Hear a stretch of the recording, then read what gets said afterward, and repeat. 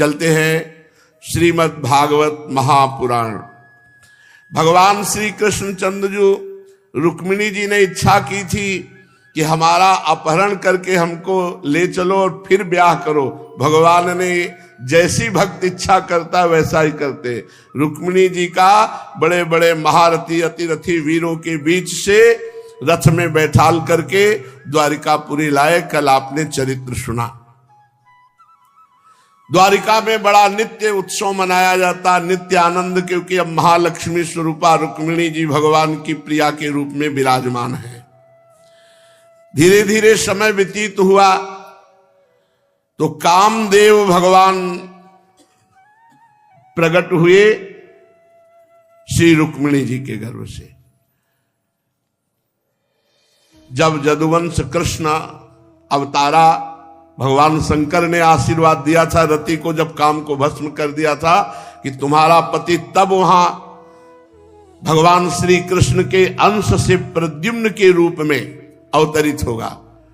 तो साक्षात कामस्तु वासुदेवांशो दग्धा प्राग रुद्रमन्युना देहोपपत्तये भूयस्तमेव प्रतिपद्यत।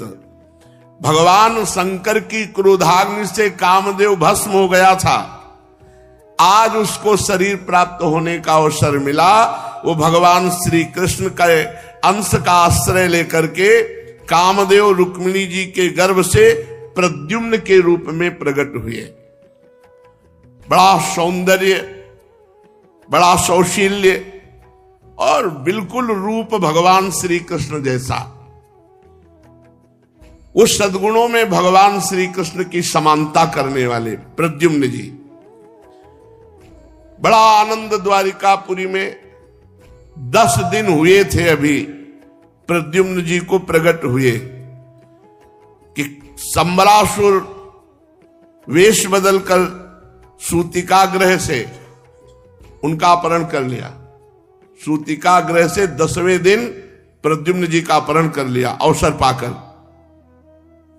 क्योंकि उसको बताया गया था कि तुम्हारी मृत्यु भगवान श्री कृष्ण के प्रथम पुत्र से होगी जिसका नाम प्रद्युम्न है। तो बड़ा मायावी था वो। उसने भेष बदल करके सेवक का रूप रख करके अवसर मिलते ही सूतिका ग्रह से प्रद्युम्न जी का अपहरण कर लिया और 10 दिन के प्रद्युम्न जी को समुद्र में फेंक दिया, क्योंकि उसको पता था मेरी मृत्यु का कारण प्रद्युम्न जी है। समुद्र में जब प्रद्युम्न जी को फेंका तो भारी मत्स्य प्रद्युम्न जी को लील गया। यह सब तत्काल हुआ। जे भी फेंका तो मत्स्य लील गया और एक बहुत बड़े मछुआरे ने जाल डाला तो वो वही मत्स्य फंस के आ गया और जब वो वहां जाकर उसका पेट चीरा तो भगवान प्रद्युम्न जी। अब प्रद्युम्न जी देखो, लीला देखो, प्रद्युम्न जी को देख करके उसने सोचा कि संबरासुर को भेंट कर दे तो बड़ा प्रसन्न होगा। तो उसी रसोई में उस मत्स्य लाया गया था। रसोइये ने मत्स्य के पेट से बालक जो निकला उस अंबरासुर को कि ये हम बालक आपको भेंट करते हैं, उसकी बुद्धि काम नहीं की कि पूरी जानकारी करे कहां से मत्स्य पकड़ा, कहां से कैसे, तो उसको अनुमान लग जाता कि हमने फेंका कहीं वही बालक तो नहीं। तो बुरी दशा आने के पहले बुद्धि बदली जाती है। एक मायावती नाम की दासी रहती थी संबरासुर के यहां और ये काम की पत्नी रति थी। उनको दे दिया कि तुम इसका पालन पोषण करो। रति इंतजार कर रही थी कि संबरासुर के यहां हमारे पतिदेव आएंगे, क्योंकि भगवान नारद जी ने सब कुछ बता दिया था। नारद जी एकांत में प्रकट हुए और रति से कहा, ये जो बालक है यही तुम्हारा पति कामदेव है। इस भगवान द्वारिकाधीश की पत्नी रुक्मिणी के गर्भ से जन्म हुआ। 10 दिन में ही संबरासुर ने अपहरण किया, समुद्र में फेंक दिया मच्छ ने ले लिया और मच्छ के पेट से प्रकट हुए तुम्हारी गोद में आ गए। अब मायावती कोई साधारण तो थी नहीं, कामदेव की पत्नी रति थी। जिस दिन से भगवान शंकर के क्रोधाग्नि से कामदेव भस्म हुआ था, उस दिन से आज शरीर मिला है कामदेव को, नहीं अनंग रहे। और ये जानकर कि हमारे पति संबरासुर के यहां जरूर आएंगे इसको मारने के लिए, वो बहुत काल से उनके यहां सेवकाई कर रही थी। जब नारद जी ने बताया यही कामदेव है जो तुम्हारी गोद में है, बहुत प्यार करने लगी। श्री कृष्ण कुमार भगवान प्रद्युम्न कुछ समय में ही नव किशोर अवस्था को प्राप्त हुए। ऐसा अद्भुत रूप लावण्य जो देखे वो मोहित हो जाए, ऐसा प्रद्युम्न जी का रूप। और मोहित किस रूप में? श्रृंगार रूप में, काम रूप में, क्योंकि साक्षात कामदेव है।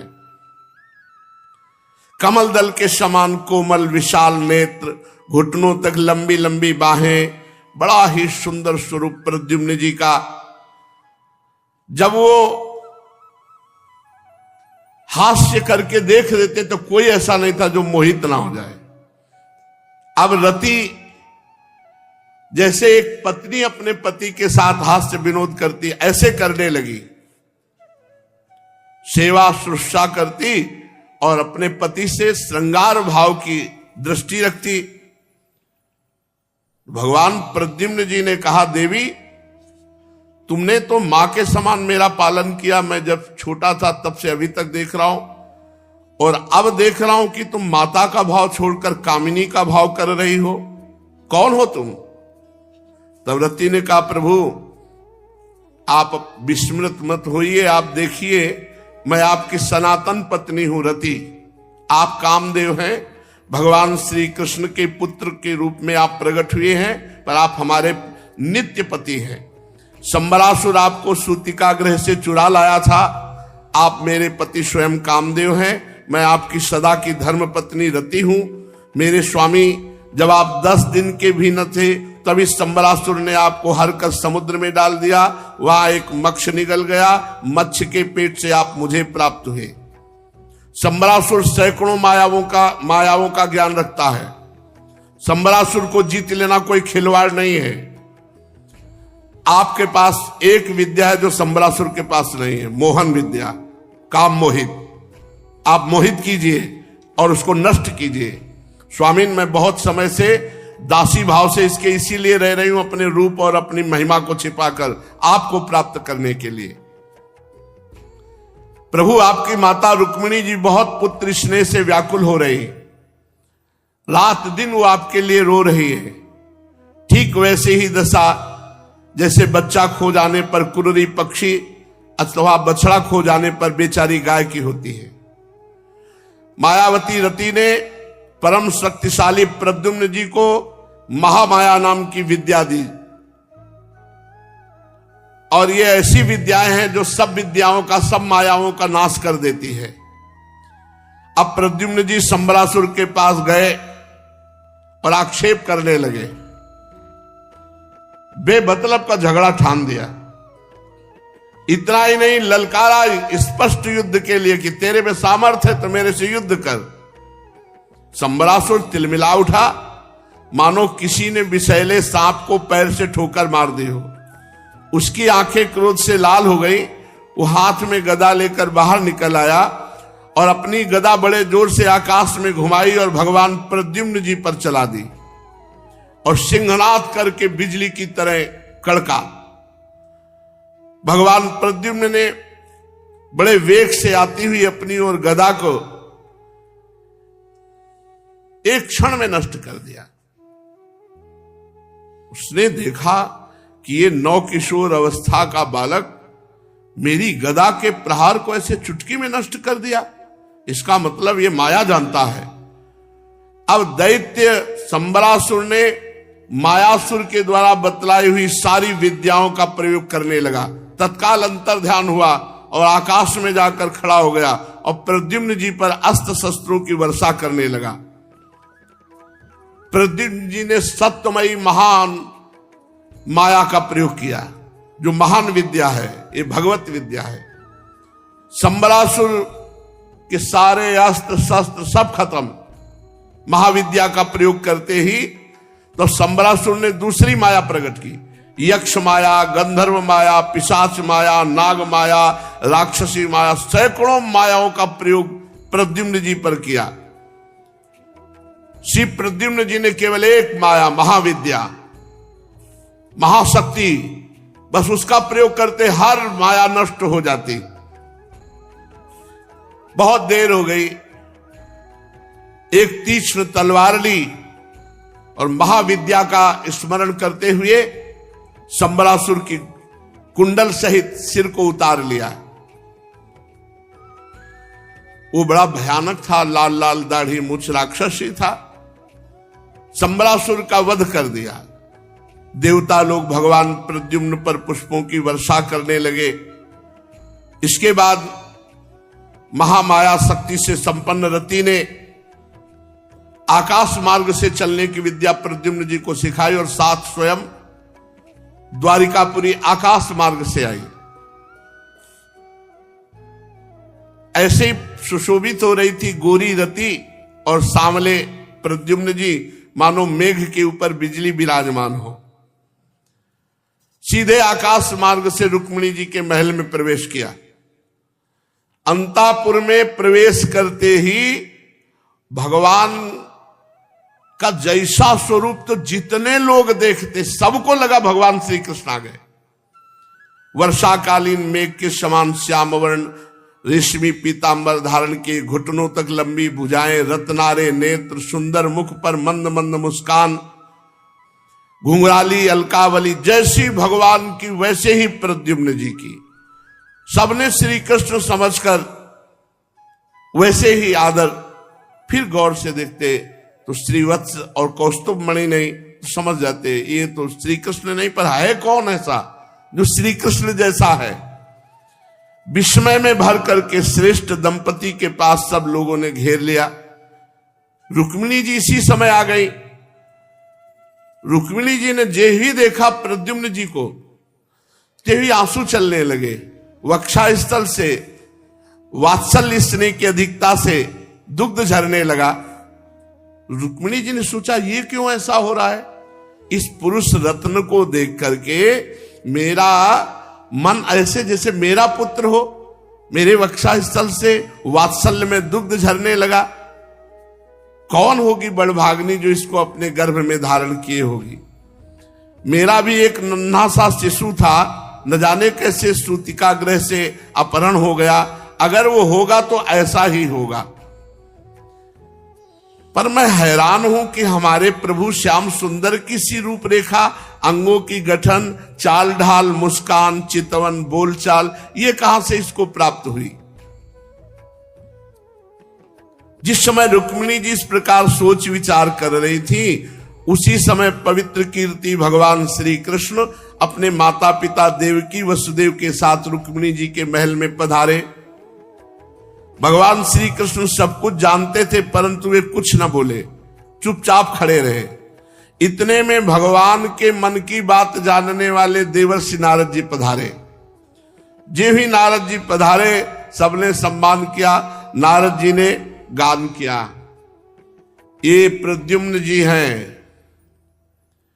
ये रुक्मिणी जी के स्तुतिका गृह से 10वें दिन अपहरण कर ले गया था संबरासुर, और उसने समुद्र में फेंका। वहां से मत्स्य ने खाया। मत्स्य से संबरासुर के ही रसोइये ने बालक को, प्रद्युम्न जी को, उसके पेट से निकाल करके उनकी पत्नी रति को दे दिया। ये साक्षात कामदेव की पत्नी रति है और साक्षात कामदेव स्वरूप ये प्रद्युम्न जी। आप रुक्मिणी जी से कहा है आपके ही पुत्र है। रुक्मिणी जी इतनी आनंदित हुई मानो जैसे पुत्र मर गया हो फिर जीवित हो गया हो। देवकी जी, वसुदेव जी, भगवान श्री कृष्ण, बलराम, रुक्मिणी जी और सब कोई, पूरे महल के लोग आनंदित हो गए श्री कामदेव स्वरूप प्रद्युम्न जी और उनकी पत्नी रति को देखकर। पूरे नगर में ये समाचार फैल गया कि जो 10 दिन के लगभग थे अपहरण हुआ था, वो आज प्रद्युम्न जी लौट आए। सब लोग कहने लगे हो कैसे सौभाग्य की बात है। परीक्षित, प्रद्युम्न जी का रूप रंग भगवान श्री कृष्ण से इतना मिलता जुलता था कि महल की स्त्रियां उन्हें देख करके कभी कभी यही समझ लेती थी कि भगवान श्री कृष्ण ही है। श्री निकेतन भगवान के प्रतिबिंब स्वरूप कामावतार भगवान प्रद्युम्न के दिख जाने पर ऐसा होना कोई आश्चर्य की बात नहीं है।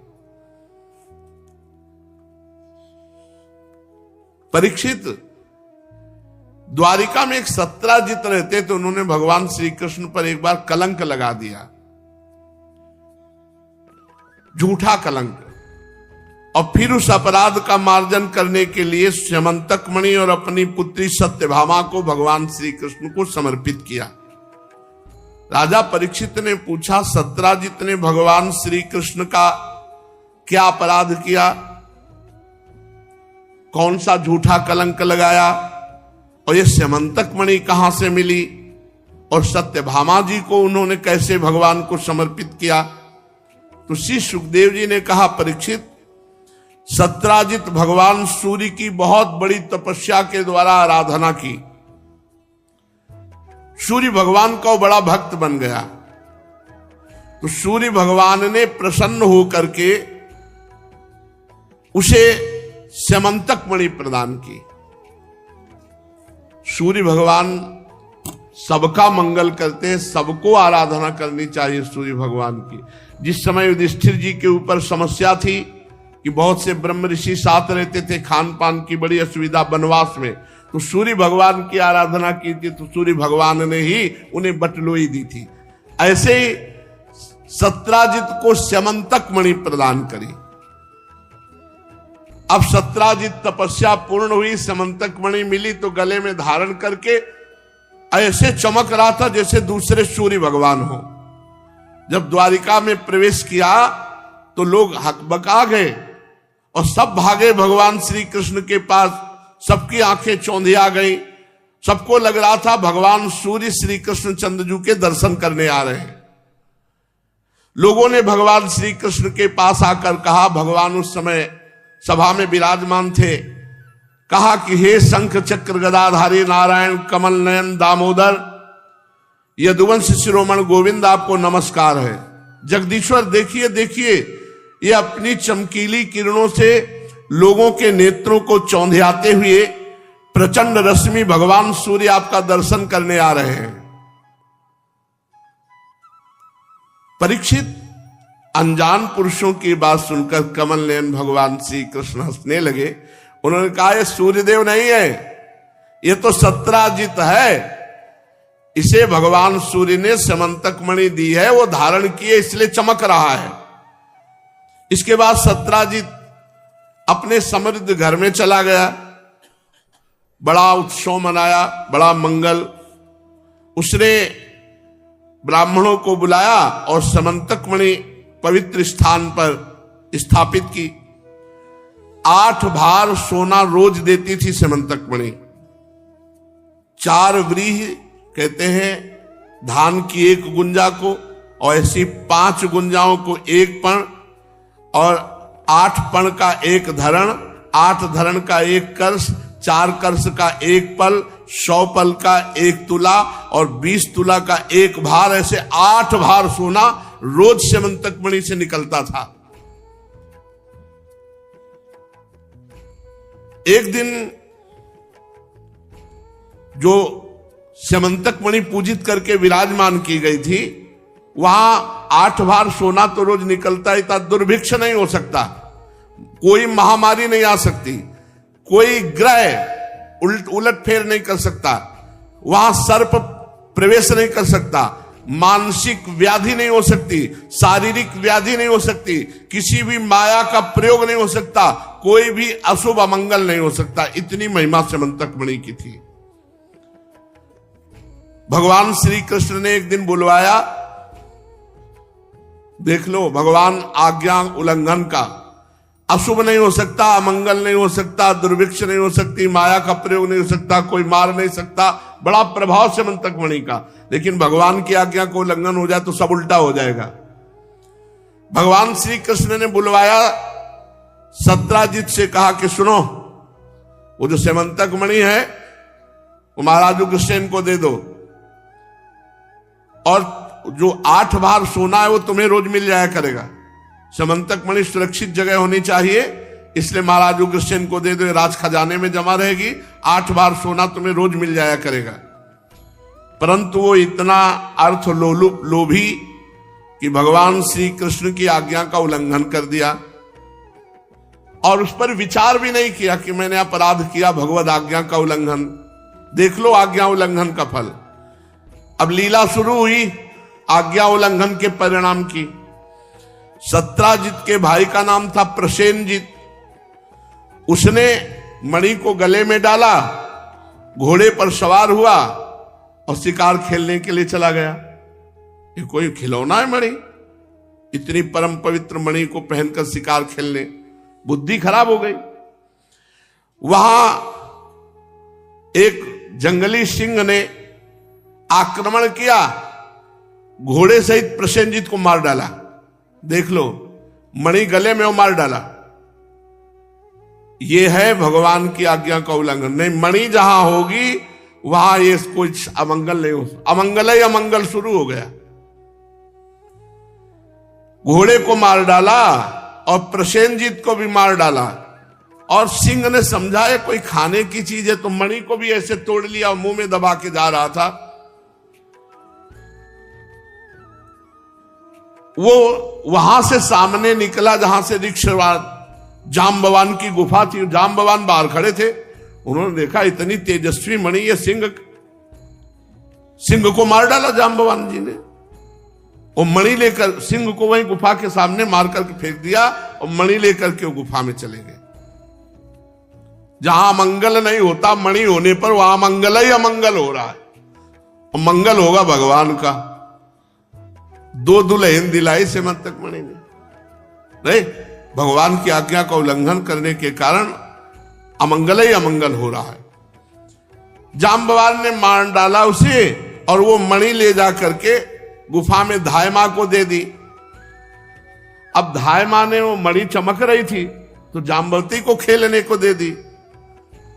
अब जब प्रसेनजित नहीं लौटा, 2-4 दिन हो गए, तो सत्राजित को लगा कि भगवान श्री कृष्ण ने कहा था कि मणि उग्रसेन को दे दो, हमने दिया नहीं तो हमारे भाई को मरवा डाला और मणि ले ली। भगवान पर झूठा कलंक लगा दिया। अब वो पूरी द्वारिका में बात फैलाने लगा सत्राजित कि हमारे भाई प्रसेनजित को श्री कृष्ण ने मरवा डाला और मणि ले ली। जब ये बात धीरे धीरे भगवान के पास पहुंची तो भगवान ने कहा, बेमतलब ये कलंक का टीका हमारे ऊपर लगा रहा है, अब इस कलंक को धोना चाहिए। तो भगवान ने बहुत से माननीय पुरुषों को साथ लिया और घोड़े के पद चिन्हों के अनुसार ढूंढते हुए गए, तो आगे देखा कि घोड़ा भी मरा हुआ पड़ा, प्रसेनजित भी मरा हुआ पड़ा, सिंह के पंजे। तो सिंह ने घोड़े प्रसेनजित को मारा। अब सिंह के पंजे के अनुसार चले तो आगे देखा गुफा के द्वार पर सिंह मरा पड़ा है, तो इसका मतलब जिसने सिंह मारा तो इस गुफा में होगा। भगवान श्री कृष्ण ने सबको कहा कि यही गुफा में रुकना, बाहर द्वार पे, जब तक मैं आ न जाऊं तब तक वापस न जाना। और घोर अंधकार भरी हुई ऋक्षराज की भयंकर गुफा में भगवान ने प्रवेश किया। भगवान ने वहां जाकर देखा इतनी श्रेष्ठ मणि सेमंतक को खिलौना बना दिया गया। जाम्बवती जी खेल रही, जो भी जाम्बवती जी के पास खड़े हुए तो जाम्बवती जी एकदम चीख पड़ी। तो उनकी चीख सुन करके जाम्बवान जी एकदम, कौन आ गया, नजदीक गए। जाम्बवान जी कुपित हो गए कि मेरी गुफा में कौन आ गया मेरी आज्ञा के बिना। उन्हें भगवान का प्रभाव और पता तो था नहीं, वे मार प्रहार करने लगे भगवान द्वारिकाधीश पर। जाम्बवान जी, विजयाभिलाषी जाम्बवान जी भगवान श्री कृष्ण पर, और भगवान श्री कृष्ण बचाव पक्ष में। अब जाम्बवान जी ने बहुत ही, वो तो महाबली जाम्बवान जी, जब बड़े बल का प्रयोग किया तो भगवान ने मार घूसो जाम्बवान जी को। जाम्बवान जी के घूसा ऐसे लगते जैसे कोई पहाड़ का प्रहार कर रहा हो। एक एक नस नस पीड़ा देने लगी। उत्साह जाता रहा, पसीने से लथपथ हो गए। हाथ जोड़ा और कहा, ऐसी मार तो हमारे प्रभु ही दे सकते, दूसरी ले। कोई ऐसा त्रिभुवन में पैदा नहीं हुआ कि जाम्बवान को इतनी पीड़ा पहुंचा सके। तो प्रभु, क्या आप मेरे स्वामी श्री राम हैं? पुराण पुरुष भगवान श्री हरि हैं। क्योंकि इतना बड़ा प्रहार कि मेरा प्राण बल, इंद्रिय बल, मनोबल, सब शरीर बल सब क्षीण हो गया, यह केवल मेरे स्वामी से ही हो सकता है। बहुत बड़े बलवान है जाम्बवान जी। जिस समय भगवान वामन ने चरण बढ़ाया था ना, पृथ्वी की परिक्रमा करके जय घोष किया। उन्होंने कई परिक्रमा लगाई पृथ्वी की और जय घोष किया भगवान वामन का। इतना महाबल। मेरे इंद्रिय बल, मनोबल, प्राण बल, शरीर बल सब क्षीण हो गए आपके प्रहार से, इसलिए मैं पक्का कहता हूं आप मेरे भगवान श्री हरि हैं। प्रभु, मुझे स्मरण है, आपने जब तनिक सा क्रोध किया था तो समुद्र थाल भर के रत्नों की आपके चरणों में आ गया था। प्रभु, आपने समुद्र पर पुल बांधा और लंका को विध्वंस किया और बाणों से काट काट करके राक्षसों को गिरा दिया। आप सच्ची बताइए, क्या मेरे प्रभु श्री राम हैं आप? परीक्षित, भगवान मुस्कुरा दिए। मुस्कुराने का मतलब स्वीकृति। ऋक्षराज जाम्बवान ने पहचान लिया कि भगवान श्री राम हैं। तुम भी पहचान लो, भेद मत करो। वही राम जी, वही श्याम जी। कमल नयन श्री कृष्ण ने अपने परम कल्याणकारी शीतल कर कमल को जाम्बवान के जेवी शरीर पर रखा। सारी पीड़ा गायब। पहचानवाने के लिए घूसा चलाया था, अब तो स्पर्श किया सोई पीड़ा गायब। ऋक्षराज, हम मणि के लिए तुम्हारी इस गुफा में आए हैं, क्योंकि मणि के द्वारा मेरे पे झूठा कलंक लगाया गया है। जाम्बवान जी ने बड़ी पूजा की भगवान की और कहा, प्रभु मेरी कन्या ब्याह योग्य हो गई, आप स्वीकार कर लो। तो दहेज में दिया सेमंतक मणि और ब्याह कर दिया। तो जाम्बवती जी भगवान की दूसरी पटरानी हुई। अष्ट पटरानियों में प्रथम श्री रुक्मिणी जी, दूसरी श्री जाम्बवती जी, और आगे की चर्चा से श्री राधा वल्लभ लाल की जय। तो राधे राधे जी, श्री हरिवंश। हमें पूरी उम्मीद है कि आप लोगों को पूज्य महाराज जी का आज का ये सत्संग बहुत ही ज्यादा पसंद आया होगा और आपको इस सत्संग से काफी कुछ सीखने को भी मिला होगा। तो आपको इस सत्संग के अलावा और किसी भी विषय के बारे में अगर कुछ भी महाराज जी की वाणी में जानना हो तो आप लोग हमें नीचे कमेंट्स करके जरूर बताइए। हम आने वाली वीडियो में आप लोगों के उस प्रश्न को लेकर महाराज जी का नया सत्संग अपलोड कर देंगे, ताकि आप लोगों को अपने भक्ति मार्ग में बहुत ही ज्यादा आसानी मिले। तब तक के लिए राधे राधे, श्री हरिवंश।